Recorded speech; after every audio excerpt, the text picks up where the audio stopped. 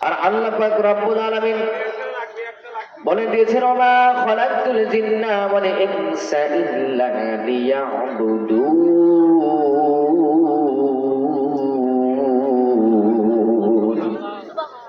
ও বান্দা, আমি তোমাকে অন্য কোন জিনিসের জন্য সৃষ্টি করে নাই বান্দা। ও বান্দা, তুমি কি জানো নাকি আমি জিন্ন সৃষ্টি করে নাই, আমি মানুষও সৃষ্টি করে নাই, তবে হ্যাঁ ইল্লা লিয়াবুদুন, শুধুমাত্র ইবাদতের জন্য সৃষ্টি করেছি। শুধুমাত্র কিসের জন্য? শুধুমাত্র ইবাদতের জন্য। আর আমরা আল্লাহ পাক রব্বুল আলামিনের কাছে আশ্বাস দিয়ে আসছি, আল্লাহ আমাদের দুনিয়ায় পাঠাচ্ছেন, পাঠান, আপনার ইবাদত ছাড়া অন্য কোনো আমল আমরা করব না। কথা কিন্তু সবাই দিচ্ছেন, কিন্তু দুনিয়াতে আসার পর আল্লাহর বিরুদ্ধেই লেগে গিয়েছে। কথা ঠিক কিনা? কথা ঠিক কিনা? আল্লাহর বিরুদ্ধে লেগে যায়। আল্লাহ পাক রব্বুল আলামিন বলেন, ওয়ামা খালাকতুল জিন্না ওয়াল ইনসা ইল্লা লিয়াবুদুন। ও বান্দা শোনো শোনো, ও বান্দা শোনো শোনো, আমি কোন মানুষ সৃষ্টি করে নাই, আমি কোন জিন সৃষ্টি করে নাই, ইল্লা, তবে হ্যাঁ আমি সৃষ্টি করেছি কিসের জন্য? কিসের জন্য বান্দা? তুমি একটু চিন্তা করে দেখো, কোরআনের আয়াতের দিকে তাকাও, লিয়াবুদুন, শুধুমাত্র আমি আল্লাহর ইবাদতের জন্য, শুধুমাত্র ইবাদতের জন্য। এখন আপনারা বলবেন, হুজুর তাহলে কি ইবাদতই করব? সন্তান, মা বাবা, ভাই বোন, আত্মীয় স্বজন, এদেরকে ছেড়ে কি আমি শুধু মসজিদে গিয়ে আল্লাহ করবো না? না, বিষয়টা এমন না, বিষয়টা এমন না। আপনি যে কাজ করবেন করেন, কিন্তু সঙ্গে সঙ্গে আমার আল্লাহ তাআলাকে নিয়ে নিলে আপনার কদমে কদমে সওয়াব হয়ে যাবে। কথা ঠিক কিনা? মানুষ ভুলে যায়, আর মানুষ এই দুনিয়ায় এসে দুনিয়ার মোহে পড়ে, দুনিয়ার প্রাচুর্যের পিছনে পড়ে আল্লাহ তাআলাকে ভুলে যায়। কাকে ভুলে যায়? আপনি দেখেন না? আপনি কি দেখেন নাই? ও বন্ধু, আপনি কি দেখেন নাই? নামাজি ব্যক্তি ধান ভিজে যাচ্ছে, আগে নামাজ বাদ দেয়, তারপরে যায় ধানের কাছে। গরুরা ছুটে গিয়েছে, আগে নামাজ বাদ, যে অক্ত বাদ যাই অক্ত আর করে না, ওই গরুর পিছনে ছুটে গেল। ব্যবসা বাণিজ্য যেখানে সমস্যা, আগে বাদ দেয় নামাজ, আগে বাদ কি? আগে নামাজ বাদ দেয়। যে কোনো পেরেশান, ফোন আসতে, অসুস্থ, পাংশা থেকে একজন অসুস্থ, ও বাবা তাড়াতাড়ি আসো, আগে নামাজ বাদ, আগে নামাজ বাদ। আপনি চিন্তা করে দেখেন আপনার দিলের মধ্যেও এই বিষয়টা আছে কিনা? যদি থাকে তাহলে বুঝবেন আপনার দিলটা দুনিয়ার মুখে পড়ে, দুনিয়ার লোভ লালসায় পড়ে আল্লাহ তাআলা থেকে পিছনে চলে আসে। তার আগে একটা বিষয় বলে নেই, দিল কয় প্রকার? দিল তিন প্রকার। দিল কয় প্রকার? প্রত্যেক লোকের মধ্যে আল্লাহ পাক রব্বুল আলামিন অন্তরে দিয়েছেন, অন্তরের মধ্যে স্বাধীনতা দিয়েছেন। না করা, করবা কি করবা না, ভালো কোনটা মন্দ কোনটা, সব কিছুই বোঝার তৌফিক ওই অন্তরের মধ্যে দিয়ে দিয়েছেন। কথা ঠিক কিনা? দেন নাই? বোঝেন না কোনটা ভালো? বোঝেন না যে ঘুষ খাওয়া যাবে না, তারপরেও খাই। বোঝেন নামাজ পড়তেই হবে, তারপরেও করি না। কি তার মানে? বোঝে ঠিকই, আমল করে না। যদি এরকম বিষয় হয়ে যায় তাহলে বুঝবেন অন্তর তিন প্রকারের মধ্যে আপনার অন্তরটা কোন প্রকারে চলে গিয়েছেন। অন্তর কয় প্রকার? দিল কয় প্রকার? তিন প্রকার। কথা বলেন ভাই রে, কথা বলেন, কথা বল। দিল কয় প্রকার? তিন প্রকারের দিলের মধ্যে এক নাম্বার দিল, যেই দিলকে বলা হয় নফসে আম্মারা। নফসে আম্মারা, এই নফসটা যে সমস্ত ব্যক্তিদের কাছে রয়েছে, শুধু গুনাহ করে, শুধু গুনাহ করে। গুনাহ করতে ভালো লাগে, সুদ খেতে ভালো লাগে, অন্যের পিছনে বাস দিতে ভালো লাগে, মানুষের দোষ চর্চা গোপন করতে ভালো লাগে, মানুষের গীবত করতে ভালো লাগে, একজন আরেকজনের ক্ষতি করতে ভালো লাগে। যারা এই সমস্ত কাজ করে থাকেন, বুঝে যাবেন আপনার দিলটা নফসে আম্মারা। নফসে কি? আম্মারা। এক কথা, নফসে আম্মারা যে সমস্ত ব্যক্তিদের, ওই সমস্ত ব্যক্তিরা গুনাহ করতে পছন্দ করে, নেক কাজ বেশি ভালো লাগে না। হুজুরা যতই কোনো ভালো মন্দ বুঝি, কিন্তু আমারে অভিনান, আমারে অভিনান। আজকে একজনকে বললাম, দাদু ভাই আসেন মসজিদের পাশে যান, অথচ নামাজ পড়েন না। ও দাদু, নিজের অন্তরকে জিজ্ঞাসা করেন আপনি কোন দিকে চলেছেন। ওই দাদু বলতেছেন যাবো যাবো, বাজারে কাম আছে তো যাব। মসজিদের পাশ দিয়ে চলে যাই, কিন্তু মসজিদে আসে না। আজান নেই, মুয়াজ্জিন ডাকে, ও উম্মতেরা, ও আল্লাহর নবীর উম্মতেরা, আসো আসো মসজিদে আসো। তারা মসজিদের কাজ দিয়ে ঘুরে যায়, অথচ মসজিদে আসে না। এরকম লোক আছে না নাই? আছে না? তাহলে বুঝবেন আপনার নফসটা নফসে আম্মারা হয়ে গিয়েছে। নফসে আম্মারার উদাহরণ দিয়ে গিয়ে বলেন, ওলামায়ে কেরাম বলেন, ওই সমস্ত ব্যক্তি যারা গুনাহ করে, গুনাহ করতে করতে অন্তরটাকে কালো কালো করে ফেলেছে, ওই সমস্ত ব্যক্তিরা যখন গুনাহ করতেই থাকে, তখন ওই সমস্ত ব্যক্তিদের অন্তরটা পচে যায়, আর তাদের কাছে ন্যায় কোনো কাজ ভালো লাগে না। মাহফিল ভালো না খারাপ? ভালো না খারাপ? তিনি একটা মজলিস, ওলামায়ে কেরাম বলেন, মসজিদের মধ্যে বসে থাকলে যেরকম ভাবে সওয়াব, আল্লাহর কোরআন রাসূলের হাদিস নিয়ে যে সমস্ত স্থানে আলোচনা হয়, ওই জায়গা ব্যক্তিরা এসে বসলেই তাদের আমলনামায় সওয়াব লেখা হয়। হযরত আশরাফ আলী থানভী রাহিমাহুল্লাহু তাআলা বলেন, যে সমস্ত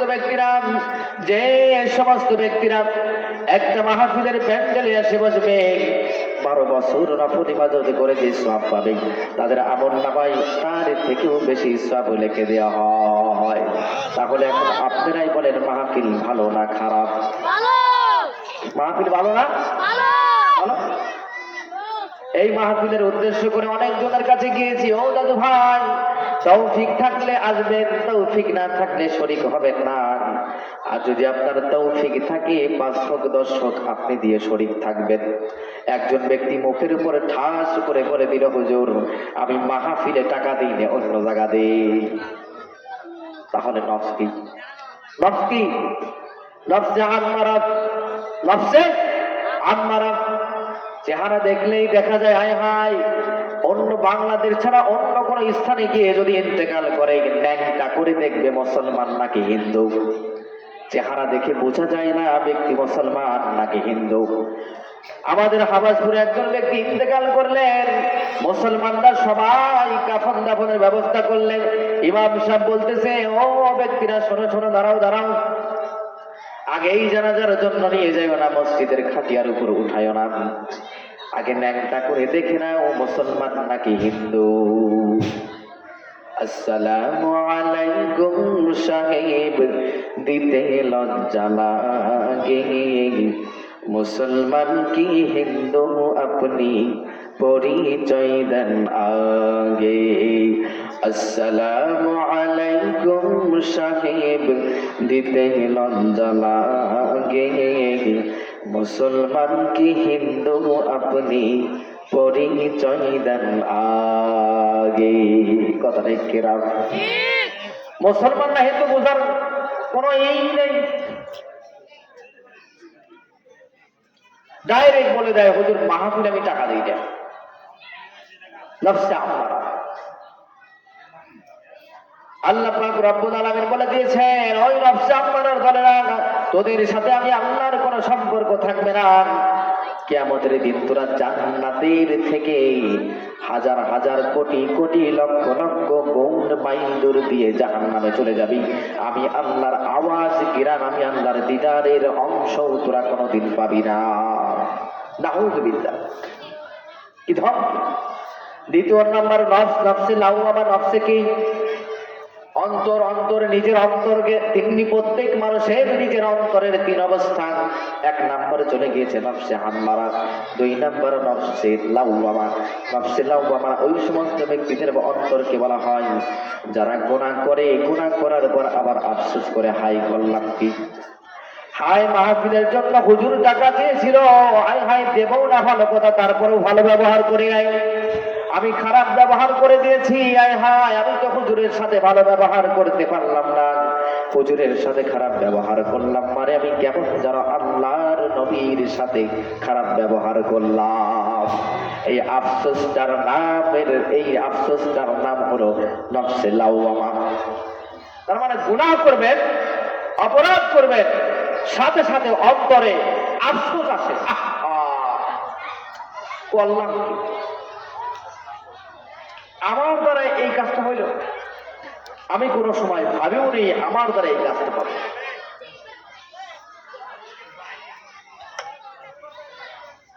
তো নফসে লাওয়ামা চলে গেল। কুরআনুল কারীমে আরেকটি নফসের কথা আল্লাহ পাক রব্বুল আলামিন স্পষ্ট ভাবে বর্ণনা করেছেন। আরেকটি হলো নফসে মুতমাইন্না। নফসে মুতমাইন্না, এই নফসে মুতমাইন্নার দলের আবার কারা? যারা শুধু নেক কাজ করে আজান ভালো লাগে, নামাজ ভালো লাগে, মাহফিল ভালো লাগে, হুজুরদের কথা শুনতে ভালো লাগে, আলেম ওলামাদের চেহারা দেখলেই ভালো লাগে, মাদ্রাসার ছাত্রদের দেখলেই ভালো লাগে, ছাত্রদের তেলাওয়াত শুনলেই ভালো লাগে, মসজিদের আজান এক ওয়াক্ত হয়ে গেল, নামাজ পড়লাম, দ্বিতীয় ওয়াক্ত আজান কখন দেবে, নামাজের জন্য অপেক্ষা করবে ওই সমস্ত ব্যক্তিদের নফসে মুতমাইন্না। তার মানে নেক করার চাহিদা তাদের বেশি। কি করার চাহিদা বেশি? নেক করার চাহিদা বেশি। আল্লাহ পাক রব্বুল আলামিন কুরআনুল কারীমের মধ্যে বলেন, ইয়া আইয়াতুহান নাফসুল মুতমাইন্নাহ ইরজিই ইলা রাব্বিকি রাদিয়াতান মারদিয়াহ ফাদখুলি ফি ইবাদি ওয়াদখুলি জান্নাতি। কিয়ামতের দিন আল্লাহ পাক রব্বুল আলামিন নফসে মুতমাইন্নার দলদেরকে ডাকবেন। আল্লাহ পাক রব্বুল আলামিন নিজে ডাকবেন, ও নফসে মুতমাইন্নার দলেরা,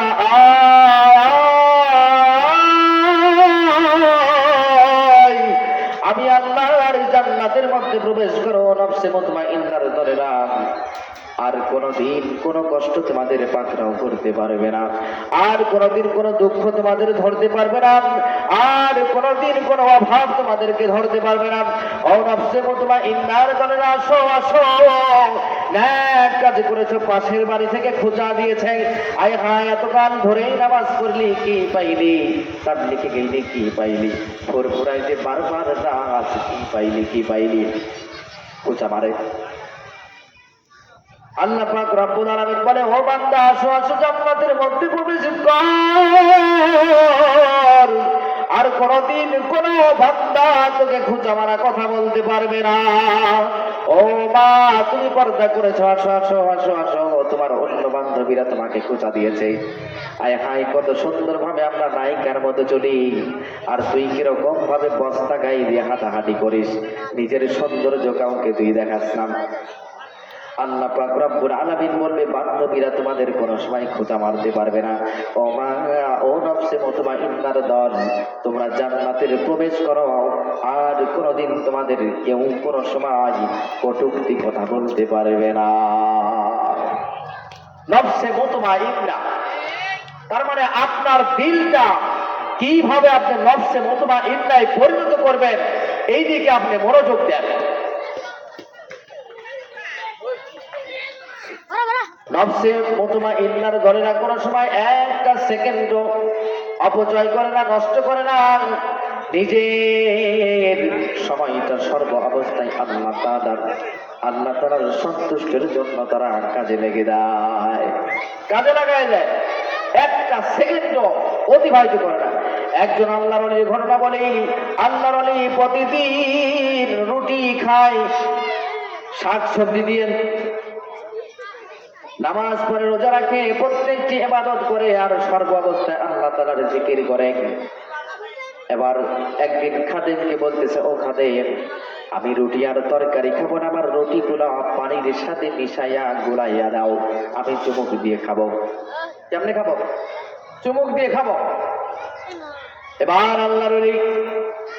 আল্লাহর পাগল বান্দা খাদেম জিজ্ঞেস করতেছে, হুজুর, আপনি এতদিন এক ধরন ভাবে খেয়েছেন, আজকে আবার আর এক ধরনের খাবেন, কাহিনী কি বুঝলাম না। আল্লাহর ওলি বলতেছেন, ও আমার খাদেম শোনো শোনো, আমি চিন্তা করে গবেষণা করে দেখলাম এই রুটির তরকারি দিয়ে খেতে যত সময় লাগে আমি পানি দিয়ে খেয়ে এতটুকু সময়ে ৭০ বার আল্লাহর জিকির করতে পারবো। আল্লাহু আকবার। তাদের চিন্তাধারা একটা সেকেন্ড তারা আল্লাহ তাআলার জিকির ব্যতীত কাটায় না। আর আমরা তো গুনাহ করি, সাথে সাথে সময় এমন ভাবে অপচয় করতে থাকি। আল্লাহ পাক রব্বুল আলামিন এই সময়ের হিসাব যখন নেবেন, আমি কিন্তু সময়ের হিসাবটা দিতে পারবো না। হযরত মুহাম্মদ ইবনে মুনকাদিরের একটি ঘটনা বলি। হযরত মুহাম্মদ ইবনে মুনকাদির আল্লাহর ওলি, কত বড় একজন আল্লাহর ওলি বান্দা। সফরের উদ্দেশ্যে রওনা করলেন। সফরের উদ্দেশ্যে যখন রওনা করলেন, যাইতেছেন পথের মধ্যে একটি গোরস্থান দেখা পেয়েছেন। খাদেমকে বললে, গাড়ি থামাও, যানবাহন থামাও, আমি একটু গোরস্থানে গিয়ে একটু কবর জিয়ারত করব। গোরস্থানে গেলেন, কবর জিয়ারত করলেন, অন্যান্য আমলগুলো সবকিছু করলেন। এবার যখন ফিরে আসবেন, তার কানের মধ্যে কোরআনুল কারীমের আয়াতের তেলাওয়াত তার কানের মধ্যে এসে ভাসছে, শুনতে পাচ্ছেন। চলে আসবে, আসার পথে দেখতেছে যে এত সুন্দর করে কোরআনের আয়াত কোত্থেকে আসতেছে। এবার মুহাম্মদ ইবনে মুনকাদির বাগান আমার বন্ধুরা চারিদিকে খুঁজতেছেন, এদিকে খোঁজে ওদিকে খোঁজে, কোনো ব্যক্তিকে দেখা যায় না, কাউকে দেখা যায় না। এবার একটি কবরের নিকটবর্তী হলেই কেমন যেন সে অনুভব করে বুঝতে পারলেন এই আয়াতের তেলাওয়াত কেমন যেন এই কবরের ভিতর থেকে আসতেছে। আল্লাহু আকবার। এবার মুহাম্মদ ইবনে মুনকাদির বলতেছেন, সুবহানাল্লাহ, আল্লাহ গো, ও আল্লাহ, তোমার কেমন যেন একজন বান্দা, তোমার ওলি বান্দা কবরের মধ্যে গিয়েও তুমি আল্লাহর কোরআনুল কারীমের তেলাওয়াত করে। আল্লাহ, আয় আল্লাহ, সারা জীবন কেমন যেন তোমার আমল করতে করতে তুমি আল্লাহর পাগল হয়ে যখন কবরে যায়, কবরে যাওয়ার পরেও তুমি আল্লাহর কোরআনকে সে ভুলতে পারে না। সুবহানাল্লাহ, আলহামদুলিল্লাহ ২-৩ বার বললেন, সাথে সাথে এবার কবর থেকে গায়েবানা আওয়াজ চলে আসে, ও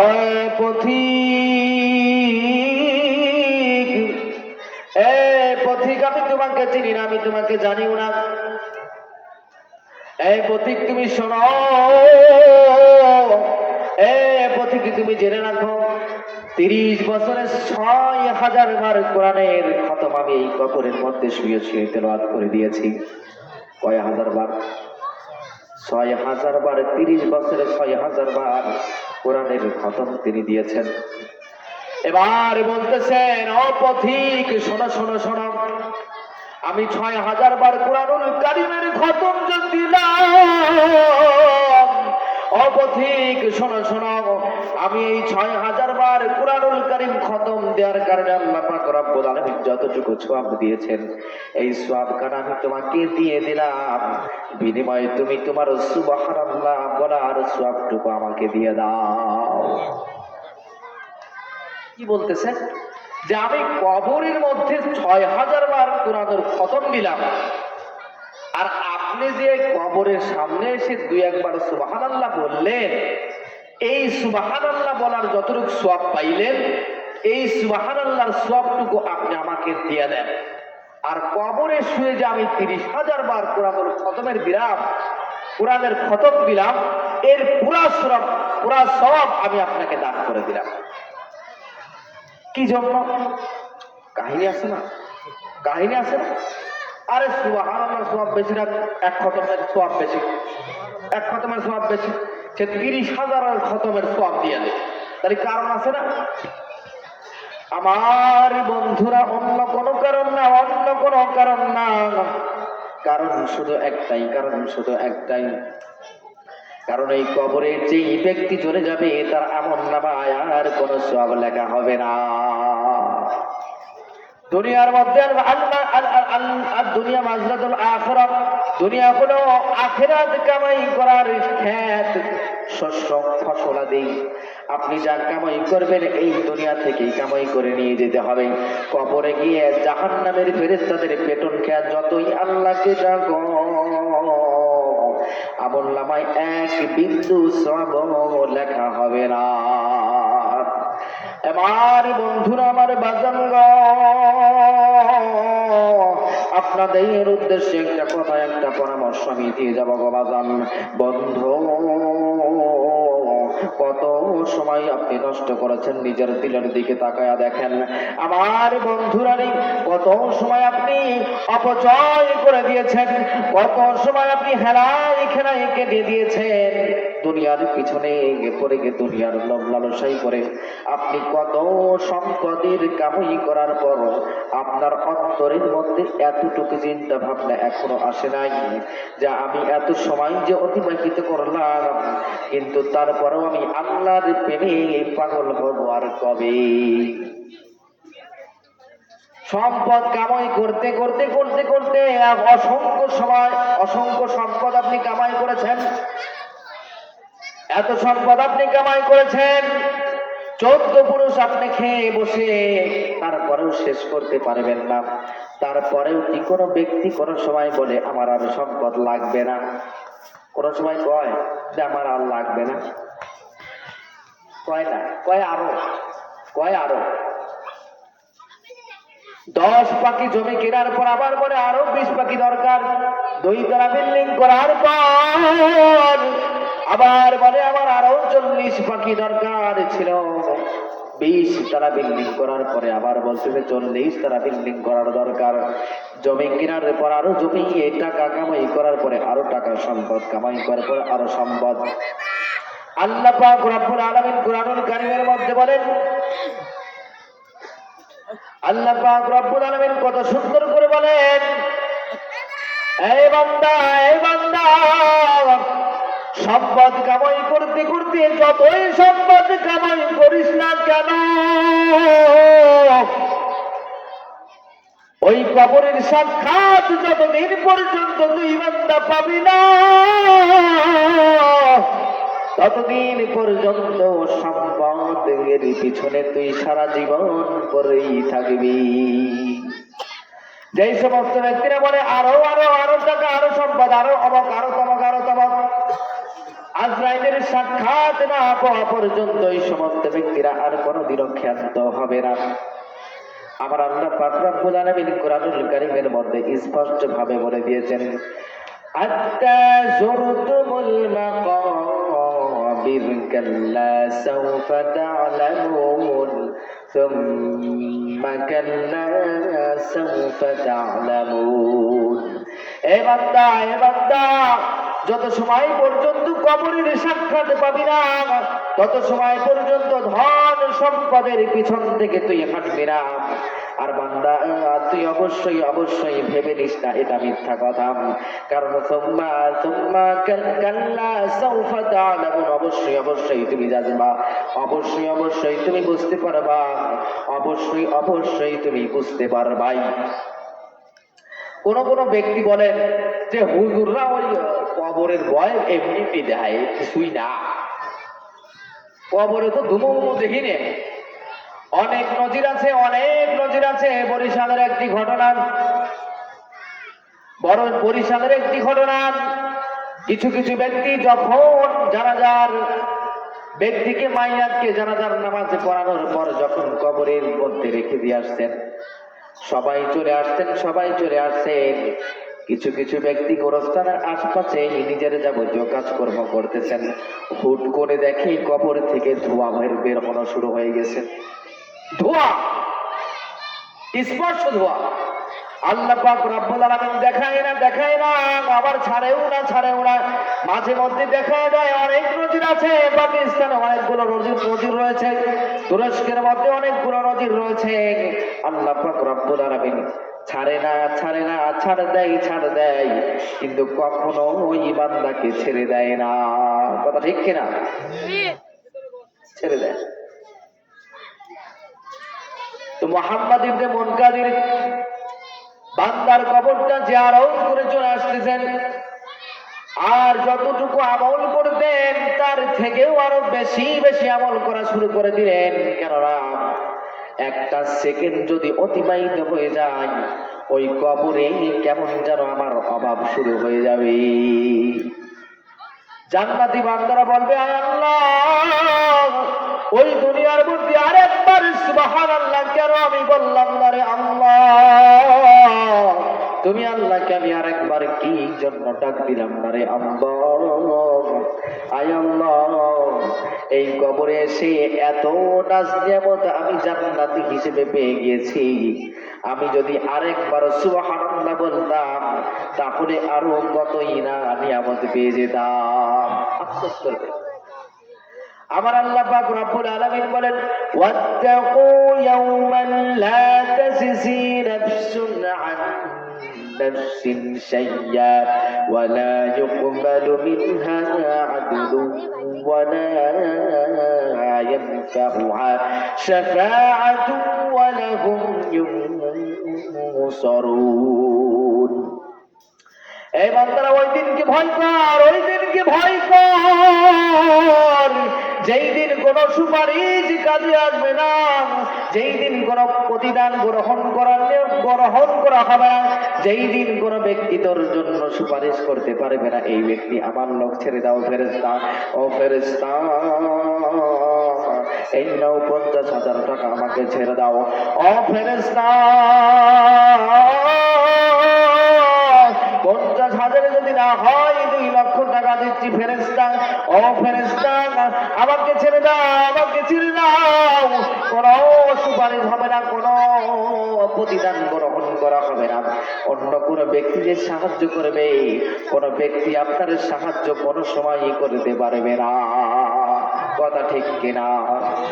কবরে কোনো সাহায্য চলবে নাকি? চলবে? কোন সাহায্য চলবে না, কোন কথাও চলবে না, কোন জিনিস প্রতিদান হিসেবে দেবেন তারপরে উনি আগো হবে না। আল্লাহ পাক রব্বুল আলামিন বলেন, ও বান্দা নাফরমানি করবি কর, এই কবরের মধ্যে যখন আসবি জমিন সহ জমিনটা যদি পুরাপুরি স্বর্ণে বানায়া দিস, আর এই জমিন স্বর্ণের জমিনটা যদি আমি আল্লাহকে দিয়ে দিস, আর মুক্তিপণ হিসেবে যদি তুই দাবি করিস, তারপরেও বান্দা ওই মুক্তিপন্তর থেকে গ্রহণ করা হবে না। কিসের এত টাকা পয়সা? কি করলেন? কতটুকু সময় আছে আপনার? কতটুকু সময়? আপনার কি সময় বেশি আছে? আপনার কি সময় বেশি আছে? আপনি জানেন হযরত ওমর রাদিয়াল্লাহু তাআলা আনহু বেতন নাই, টাকা নাই, অভাবের মধ্যে দিন কাটায়। তিনি অর্ধজাহানের প্রেসিডেন্ট হওয়া সত্ত্বেও এবার খাদেমকে বলতেছেন, ও বাইতুল মালের খাদেম, আমার আগামী মাসের বেতনটা আমাকে অগ্রিম দিয়ে দাও, আমি অভাবের মধ্যে দিন কাটাই, স্ত্রীর একটা আবদার আমাকে পূরণ করতে হবে। এবার খাদেম বলতেছে, ও বাদশাহ, ও খলিফাতুল মুসলিমিন ওমর, আপনি যে আগামী মাসের বেতনটা অগ্রিম নিয়ে নেবেন না, কিন্তু আপনাকে কাগজে আমাকে লিখিত দিতে হবে আগামী মাস পর্যন্ত আপনি যে খলিফা থাকবেন, আগামী মাস পর্যন্ত আপনি অমর যে জিন্দা থাকবেন, জীবিত থাকবেন, এই লিখিতটা আমাকে দিয়ে দেন। আমি 1 মাস কেন 2 মাসের বেতন আপনাকে দিয়ে দেব। ওমর রাদিয়াল্লাহু তাআলা চিল্লা চিল্লা কান্দে, আল্লাহ, আমি আমার অন্তরকে বিশ্বাস করি না, আমি আজরাইলকেও বিশ্বাস করি না। ওই আজরাইল কখন যেন আমার পিছন দিক থেকে ঘাটটা মটকায়া ফেলে। আল্লাহর নবী সাল্লাল্লাহু আলাইহি ওয়াসাল্লাম আলী রাদিয়াল্লাহু তাআলা আনহুকে জিজ্ঞাসা করে, ও আলী, তুমি মওতকে কতটুকু দূরে রেখে তুমি ইবাদত করো, আল্লাহর ইবাদত? এবার আলী রাদিয়াল্লাহু তাআলা আনহু বলতেছেন, হুজুর গো, ও হুজুর,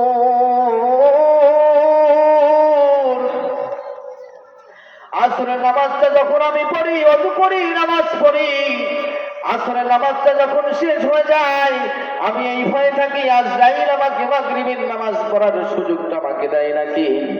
আমি এই ভয়ে ভয়ে মাগরিব পর্যন্ত অপেক্ষা করি। আমার আল্লাহর নবী সাল্লাল্লাহু আলাইহি ওয়াসাল্লাম বলতেছেন, ও আলী,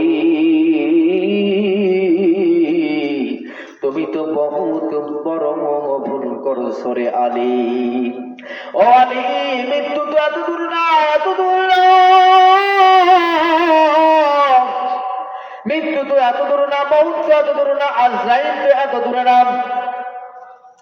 ও আলী, ও আলী, তুমি চিন্তা করে দেখো, তুমি মৌতকে কত দূরে নিয়েছো, অথচ আলী তুমি স্মরণ করো, তুমি বুঝে নাও আসরের নামাজ আদায় করার জন্য তুমি ওযু করলে, ঠিকই ওযু করলে, নামাজে আবার দাঁড়ায় গেলে ঠিকঠাক তুমি দাঁড়ায় গেলে, 1 রাকাত হয়ে গেল, 2 রাকাত হয়ে গেল, 3 রাকাত হয়ে গেল, 4 রাকাত হয়ে গেল, চতুর্থ রাকাতে বৈঠক করলে, তাশাহুদ করলে, দোয়া দরুদ সবকিছু করলে, ইমাম সাহেব ডান দিকে সালাম ফিরাইলো, আবার বাম দিকে সালাম ফিরাইলো, ডান দিকে সালাম ফিরাইলো আর বাম দিকে সালাম ফিরানোর মাঝখানে যতটুকু সময়, ও আলী, এতটুকু সময় তোমাকে আজরাইল দেবে কিনা এই চিন্তা তুমি কইরো। আল্লাহু আকবার। মৃত্যু এত দূর না। ও আলী, তুমি শোনো শোনো, ডান দিকে সালাম ফিরাইলা, বাম দিকে সালাম ফিরানোর সুযোগ তুমি পাইবারা আলী। হযরত আলী রাদিয়াল্লাহু তাআলা চিল্লা চিল্লা কান্দে, আল্লাহ, আয় আল্লাহ, আজরাইল এত কাছে, এত কাছে, আমি তো কত দূরে মনে করেছি। সঙ্গে সঙ্গে আলী রাদিয়াল্লাহু তাআলা চোখ দিয়ে ঝরঝর ঝরঝর করে পানি চলে আসলো। আয় আল্লাহ, আল্লাহ পাক রব্বুল আলামিন বলেন, আমিনু কামা আমানান নাস। ও বান্দারা শোনো শোনো, আমার নবীর সাহাবীরা যেইভাবে ঈমান এনেছেন, যেইভাবে আমল করেছেন, তোমরা তাদের অনুসরণ করে ওইভাবে আল্লাহ পাক রব্বুল আলামিন, আমি আল্লাহর গোলামি তোমরা সাহাবীদের মতো করা শুরু করে দাও। আল্লাহ পাক রব্বুল আলামিন বলেন, আমিনু কামা আমানান নাস। সাহাবীদের যেভাবে যেভাবে সাহাবীরা অনুসরণ করেছে, ওইভাবে তোমরা আমি আল্লাহকে ভয় করো। সাহাবীরা কেমন ভয় করেছে? আল্লাহ, হযরত আবু বকর রাদিয়াল্লাহু তাআলা আনহু কত বড় একজন আল্লাহ তাআলার মুত্তাকি বান্দা, কত বড় একজন তাকওয়া সম্পন্ন বান্দা। হযরত আবু বকর সিদ্দিক রাদিয়াল্লাহু তাআলা আনহু খিদা পেটে মসজিদের মধ্যে বসে আছে, একজন গোলাম বান্দা, একজন তার বান্দা গোলাম, সেই বান্দাকে তিনি আজাদ করে দিয়েছিলেন। ওই বান্দা অনেক বছর পর হযরত আবু বকর রাদিয়াল্লাহু তাআলা আনহুর কাছে আসলেন। এবার বলতেছেন, হুজুর, এই নেন কিছু হাদিয়া, খেয়ে নেন। হযরত আবু বকর সিদ্দিক রাদিয়াল্লাহু তাআলা আনহু সাথে সাথে হাদিয়াটা গ্রহণ করে খাবার শুরু করে দিল। কি করে দিল? খাবার শুরু করে দিল। এবার খাবারের পর এবার ওই বান্দা জিজ্ঞেস করতেছে, গোলাম জিজ্ঞেস করতেছে, ও হুজুর, আপনার কাছে আমি যখনই কোনো না কোনো হাদিয়া নিয়ে আসি, আপনি খান, খাওয়ার আগে আমাকে জিজ্ঞেস করেন কিভাবে কামাই করছো। তুমি আমাকে হাদিয়া দিচ্ছ, আমি হাদিয়া গ্রহণ করবো, কিভাবে তুমি কামাই করেছো আমাকে বলো। আমি তারপরে হক হালাল যখন বর্ণনা করে দিই, তারপর আপনি আল্লাহ তাআলার শুকর গুজার করে আপনি খানাটা মুখে দেন।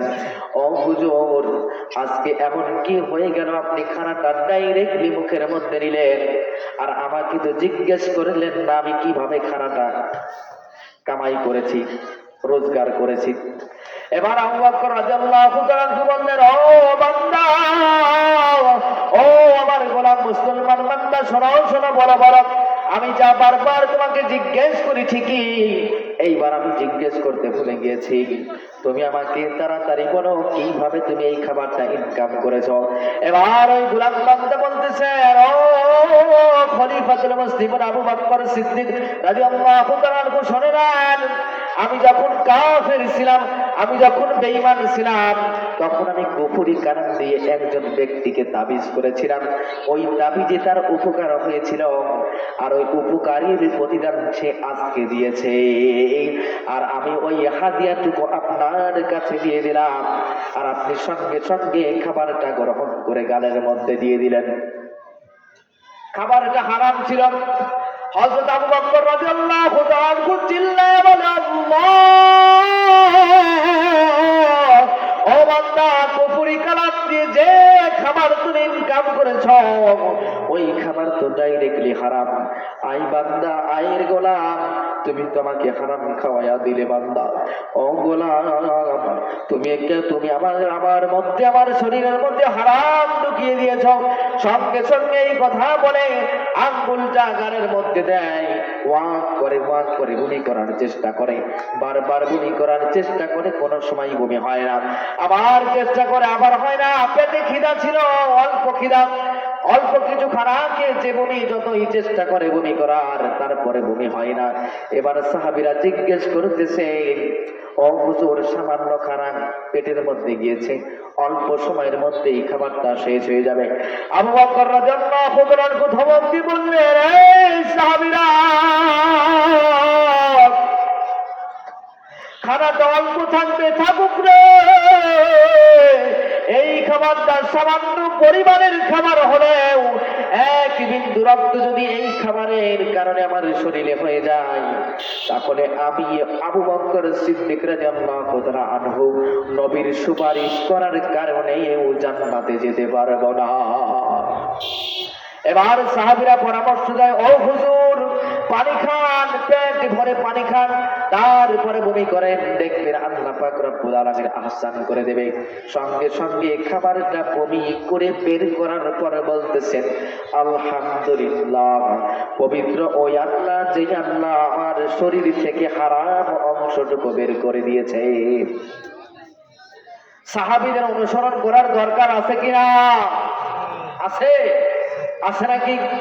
সাহাবীদের যদি অনুসরণ করেন, কোন ব্যক্তি যদি মাহফিলের উদ্দেশ্যে যায়, বলবেন আমি মাহফিলের টাকা দেই না, ডাইরেক্ট বলে দেবেন।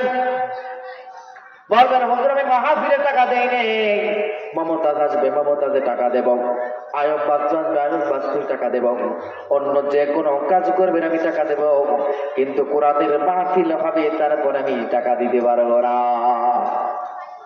বলবেন তো? কে কে বলবেন? আল্লাহ পাক রব্বুল আলামিন সবাইকে দিনের উপর থেকে দিনের উপর অটল থাকার তৌফিক দান করে, সর্ব অবস্থায় আল্লাহ এবং আল্লাহর রাসূলের অনুসরণ করে আমল করার তৌফিক দান করুক। সবাই বলুন না আমিন। মুসলমান বান্দাদের চারটি গুণের মধ্যে আল্লাহ পাক রব্বুল আলামিন চারটি গুণ, হাজার হাজার গুণ, তার মধ্যে চারটি গুণ আল্লাহ পাক রব্বুল আলামিন কোরআনুল কারীমে স্পষ্ট ভাবে বর্ণনা করেছেন। আল্লাহ পাক রব্বুল আলামিন বলেন, ইন্নামাল মুমিনুনা আল্লাযীনা ইযা যুকিরাল্লাহু ওয়াজিলাত কুলুবুহুম ওয়া ইযা তুলিয়াত আলাইহিম আয়াতুহু যাদাতুহুম ঈমানাও ওয়া আলা রাব্বিহিম ইয়াতাওয়াক্কালুন।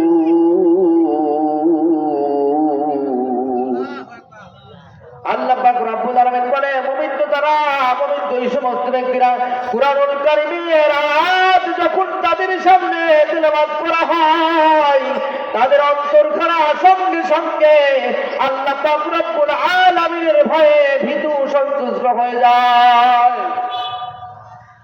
সঙ্গে সঙ্গে তাদের অন্তরের মধ্যে ঈমান বেড়ে যাবে, তাদের অন্তরখানা বেড়ে যাবে, তাদের অন্তরে ঈমান, আল্লাহ তাআলার প্রতি ভয়, রাসূলের প্রতি মুহাব্বত, এবং তাদের সর্ব অবস্থায় মুত্তাকি ভাব চলে আসবে। কথা ঠিক কিনা? হযরত ওমর রাদিয়াল্লাহু তাআলা আনহু যখন আমার নবী সাল্লাল্লাহু আলাইহি ওয়াসাল্লামকে দ্বিখণ্ডিত করার জন্য নঙ্গা তলোয়ার লেकर गया है, খোলা তরবারি নিয়ে রওনা করলেন। আমার রাসূল সাল্লাল্লাহু আলাইহি ওয়াসাল্লামের সারটাকে শরীর থেকে আলাদা করে দেওয়ার জন্য। এরপর পথের মধ্যে যখন একজন সাহাবীর সাথে দেখা হয়, সাহাবী বলতেছে, ও ওমর, আগে ঘরে খবর দাও, তারপরে মুহাম্মদকে দেখা যাবে। অনেক লম্বা ঘটনা।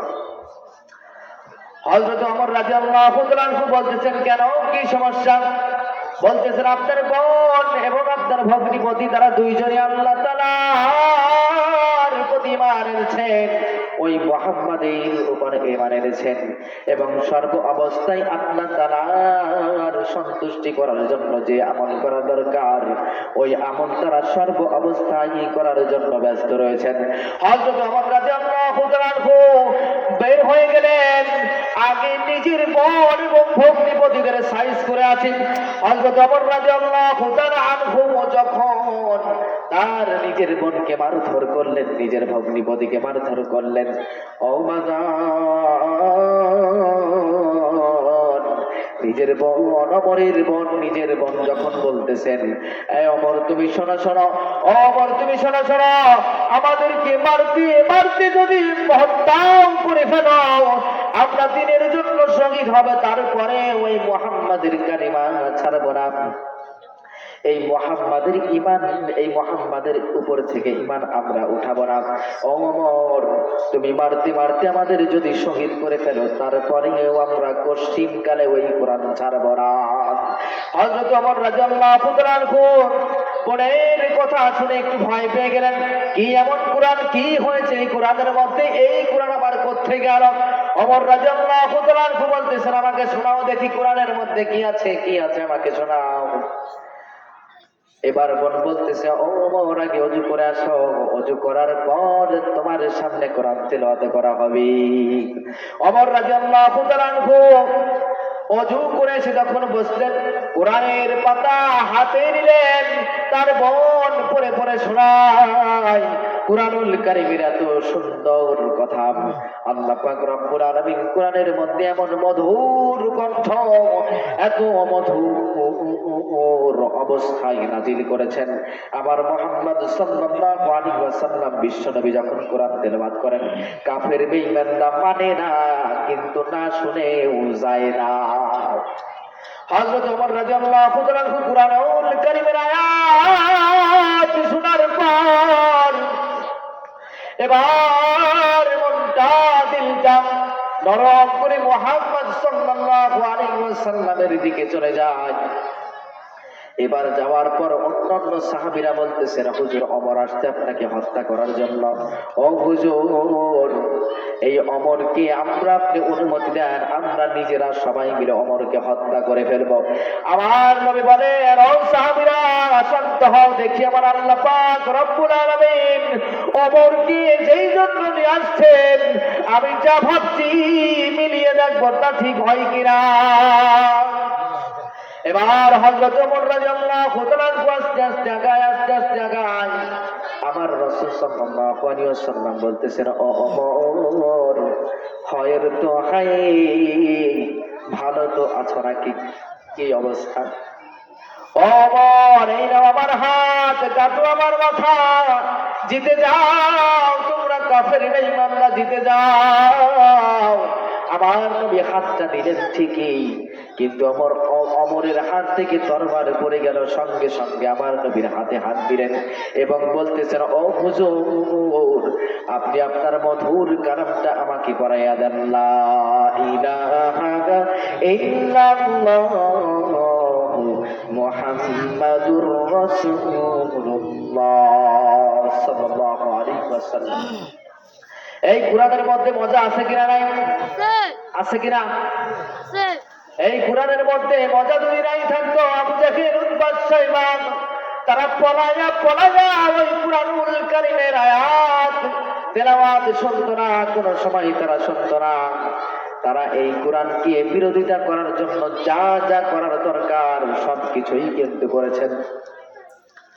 হিন্দু পণ্ডিত করে নিয়েছেন, ইহুদি পণ্ডিতদের নিয়ে আসছেন, নিয়ে আসার পরে এবার বলতেছেন, ও পণ্ডিত, বলো বলো, মুহাম্মদ এমন কালিমা, এমন কোরআনের আয়াত শোনায় এই সমস্ত কথা কোনো ভিত্তি নাই।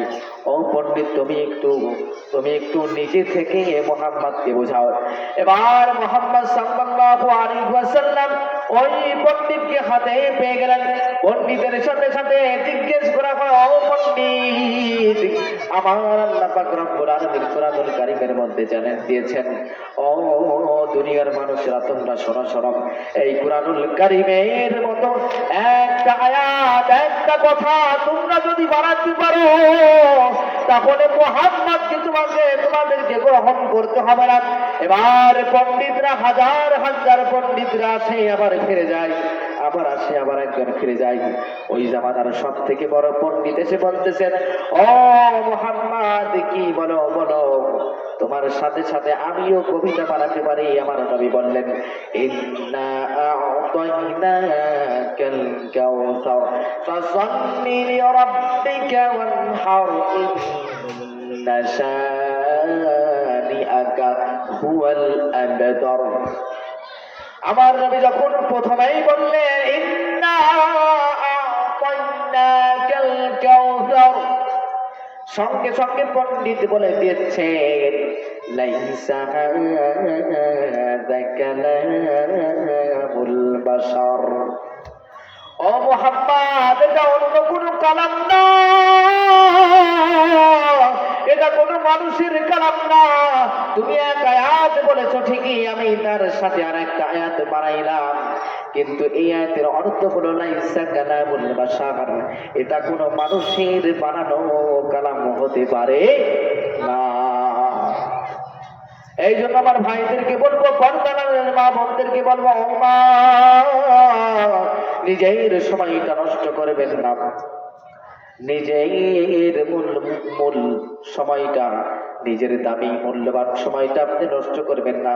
আমার দাদু ভাইরা নামাজে আসে আবার চলে যায়, আবার আসে আবার চলে যায়, নামাজে ঠিকঠাক মতো সময় দেয় না, মসজিদের বারান্দা দিয়ে যায় ঠিকই ও নামাজ পড়ে না।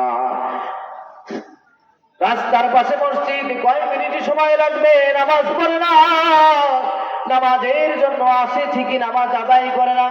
একজন ব্যক্তি যখনই ফোন দেয়, একটা পেরেশানের কথা যখনই বলে, একটা অসুবিধার কথা যখনই বলে, আগে বাদ দেয় নামাজ। কথা ঠিক কিনা? যত পেরেশান যত কিছুই আসুক না কেন, বান্দা বান্দিরা আগে আল্লাহ তাআলাকে ভুলে যায়। আগে কাকে? আগে আল্লাহর বলে। আল্লাহ পাক রব্বুল আলামিন বলে, ও বান্দা, আমি আল্লাহ পাক রব্বুল আলামিন কুরআনুল কারীমের মধ্যে স্পষ্ট ভাবে বলে দিয়েছি, ওয়াত্তাকু ইয়াওমান লা তাজজি নাফসুন আন নাফসিন শাইয়্যা। ওই দিনকে ভয় করো, যেই দিন কোন ব্যক্তিকে উপকার করতে পারবে না। ওই দিন আসে না নাই? ওই দিন আসে না নাই? ওই দিন আসে। আমল করবেন না, এখন মনে করবেন আমল করবো না, আমল আগে বুড়ো হই, মুরব্বী হই, টাকা পয়সা ইনকাম করা হয়ে যাক, তারপর আমি তসবিহটা নিয়ে এমন ভাবে আল্লাহ তাআলাকে ডাকবো, আমি আল্লাহ তাআলাকে এমন ভাবে ডাকবো, আল্লাহ পাক রব্বুল আলামিন খুশি না হয়ে আমার উপরে বেজার হতে পারবে না। এমন সময় আসবে কিনা গ্যারান্টি আছে নাকি? ব্রাহ্মণবাড়ি একজন মুরব্বীকে তাওবা পড়ানোর জন্য চলে গেলাম। আমার বন্ধুরা, ওই মুরব্বীকে যখন বলতেছি, দাদু ভাই বলেন না, দাদু ভাই বলেন না আস্তাগফিরুল্লাহ, দাদু ভাই সঙ্গে সঙ্গে বলে দিচ্ছেন উসুতা বুঝি না। কি বলতেছেন? উসুতা বুঝি না। দাদু ভাই এমন কথা বলে, সবাই শুনে হাসে।